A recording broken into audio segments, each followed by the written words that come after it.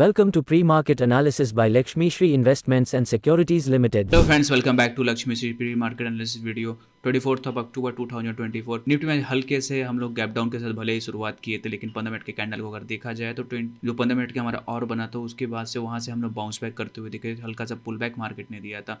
Important हमारा जो support area था 24,300 कब बन के आ रहा है। जब तक उसके नीचे हम लोग नहीं जाते हैं तब तक के लिए थोड़ा सा हम लोग को इंतजार करना पड़ेगा अच्छे बाइंग्स के लिए। बाइंग तभी हम लोग अच्छा कर सकते हैं जब 24,300 के आसपास अगर आते हैं तो इंपॉर्टेंट सपोर्ट जोन के पास बाइंग करेंगे और वहाँ से पुल बैक हमें ज़्यादा मिलने की उम्मीद रहेगी। ओवरऑल देखा जाए तो आज के सेशन में जिस हिसाब से हम ऊपर के साइड गए थे एक छोटे से पुल बैक के, लेकिन वहाँ से फिर से हमें रिजेक्शन मिला और ओवरऑल देखा जाए तो हमने मेजर सपोर्ट जोन के पास हम लोग आते हुए दिख रहे हैं।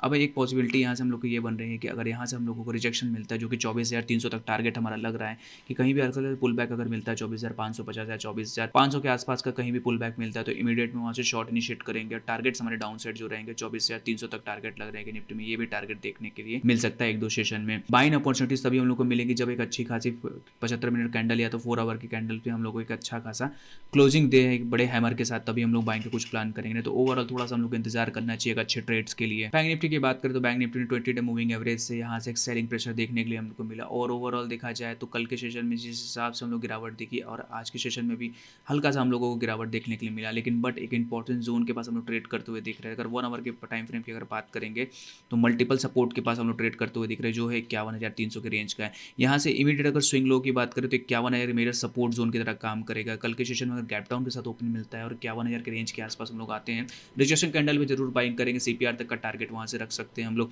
लेकिन अगर डेली टाइम फ्रेम पे आप देखेंगे तो एक छोटे से बॉक्स के अंदर ट्रेड करते हुए हम दिख रहे हैं जिसका अगर ब्रेकडाउन होता है तो इमीडिएट में हमारा जो टारगेट निकल के आ रहा है बैंक निफ्टी को 50,500 तक टारगेट निकल के आ रहा है। अगर यहाँ से 1 से 2 सेशन में हम लोगों का रिवर्सल कैंडल नहीं मिलता है तो ओवरऑल हमारा जो मेन टारगेट है स्विंग लो वहाँ तो हम लोग आते हुए दिख सकते हैं। थोड़ा सा इंतजार करना चाहिए हम लोगों को जब तक के लिए बाइंग का हम लोग को न मिले। बाइंग तभी हम लोग करना चाहिए जब 51,750 के ऊपर टिकना स्टार्ट हम लोग करेंगे, तभी बाइंग की कुछ अपॉर्चुनिटीज हम लोग को अच्छी मिल सकती है। तो ओवरऑल अभी भी थोड़ा मार्केट में बेरिशनेस है जो कि लग रहा है कि मार्केट को नीचे तक ले जा सकता है। फिर निफ्टी की बात करें तो फिर निफ्टी बैंक निफ्टी जैसे अपने 20 डे मूविंग एवरेज को रिजेक्शन करके नीचे आता हुआ दिख रहा है, तो उसी प्रकार फिर निफ्टी भी ऊपर से नीचे हम लोग को रिजेक्शन देखने के लिए मिल रहा है।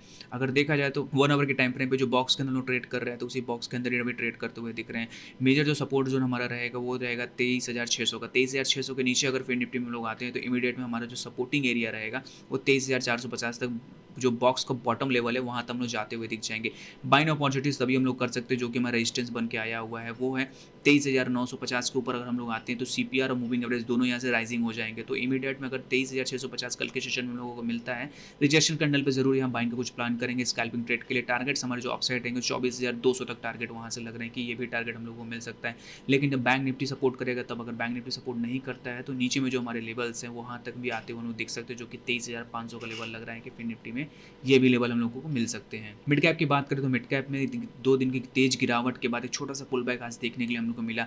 4 आवर के टाइम फ्रेम पर अगर बात करें तो मेजर जो सपोर्ट जोन है उसी जगह से हम लोग पुल बैक किए हैं जो कि है 12,500 का लेवल। 12,414 का आज लो तो हम लोगों ने बना दिया, लेकिन ओवरऑल देखा जाए तो वहाँ से 90 पॉइंट की बढ़त के साथ हम लोगों ने क्लोजिंग किया है। थोड़ा सा अगर देखा जाए तो 12,750 के ऊपर अगर मिड कैप हम लोगों को आता है तो इमीडिएट में एक पुल बैक ट्रेड हम लोग जरूर प्लान कुछ करेंगे।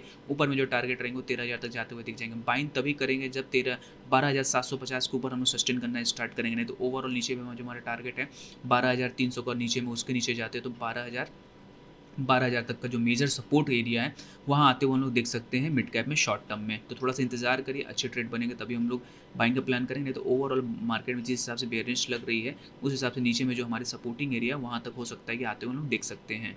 Open instant demat and trading account with eKYC. Visit kyc.lakshmishri.com. Stock to watch की सीरीज स्टॉक आपकी जो वॉच लिस्ट में होना चाहिए वो है इंडिगो पेंट्स का। इंडिगो पेंट्स देखेंगे तो मार्केट के अगेंस्ट एक बहुत ही बेहतरीन अल्फा जनरेट कर रहा है, जहां मार्केट तीन दिन की गिरावट के साथ यहाँ अच्छी खासी गिरावट देखने को मिली। लेकिन इंडिगो में अगर आप देखेंगे तो 2 दिन के साथ हम लोग की बढ़त देखने के लिए मिली।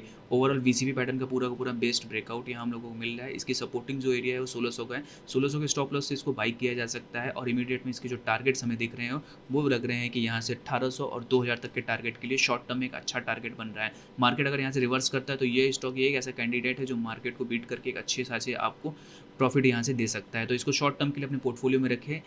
स्टॉक बहुत अच्छा है कि इसलिए पेंट की कंपनी है तो यहाँ से इसका फंडामेंटल भी ठीक ठाक हम लोगों को लग रहा है। तो शॉर्ट टर्म के लिए इस स्टॉक को अपने पोर्टफोलियो में रख सकते हैं एक अच्छे टारगेट्स के लिए। डेली से करने के लिए हमारे वीडियो को लाइक शेयर और कमेंट कीजिए और हमारे चैनल को सब्सक्राइब कीजिए। Thank you.